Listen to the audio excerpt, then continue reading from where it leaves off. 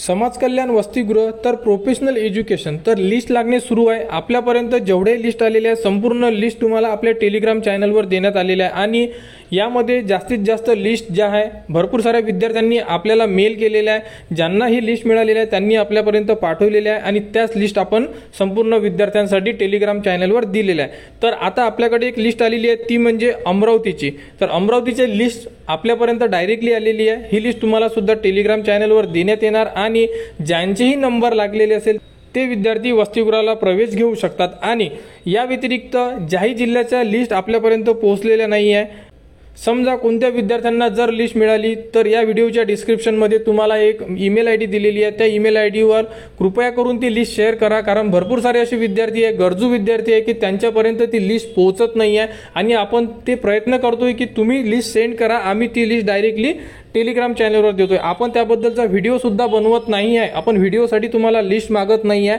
फक्त गरजू विद्यार्थ्यांपर्यंत ती माहिती पोहोचणे अतिशय गरजेचं आहे, त्यासाठी आपण लिस्ट मागत आहे। आता ही जी लिस्ट आहे ही आपल्याजवळ डायरेक्टली आलेली आहे अमरावती जिल्ह्याची।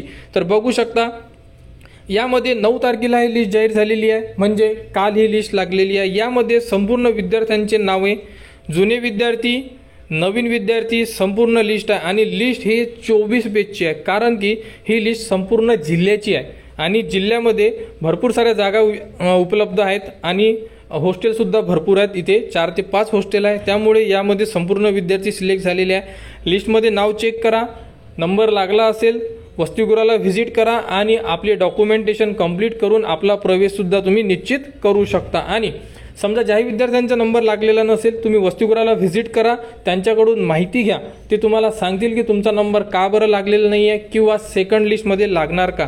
तर यामध्ये जेवढेही अमरावतीला वसतिगृह असेल त्यांची लिस्ट यामध्ये उपलब्ध आहे। टेलिग्राम चॅनलवर जाऊन तुम्ही चेक करा आणि आपले जेही मित्र असेल ज्यांनाही माहिती नसेल त्यांना ही लिस्टसुद्धा शेअर करा, त्यांचे सुद्धा नाव असेल तर ते सुद्धा प्रवेश घेऊ शकतात।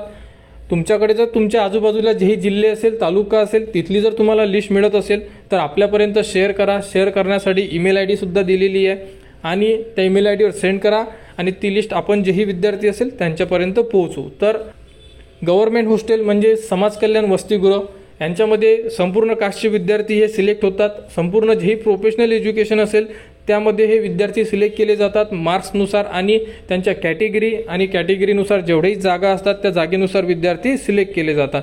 तर अशा प्रकारे ही लिस्ट आहे। लिस्ट चेक करा, कोणाला कुठेही अडचण असेल तुम्ही कमेंट्स करा आणि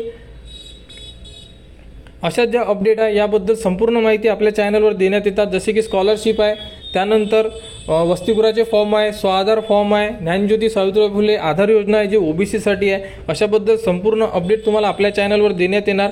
तरी तुम्ही कमेंट्स करा, कमेंट्सवर तुम्हाला संपूर्ण माहिती दिली जाणार आणि समाज कल्याण हॉस्टेलबद्दल जी पुढील अपडेट येईल ती सुद्धा तुम्हाला आपल्या चॅनलवर देण्यात येणार। त्यासाठी आपल्या चॅनलच्या कनेक्टमध्ये राहा, चॅनलला सबस्क्राईब करा व हा व्हिडिओ इतरांपर्यंत शेअर करा।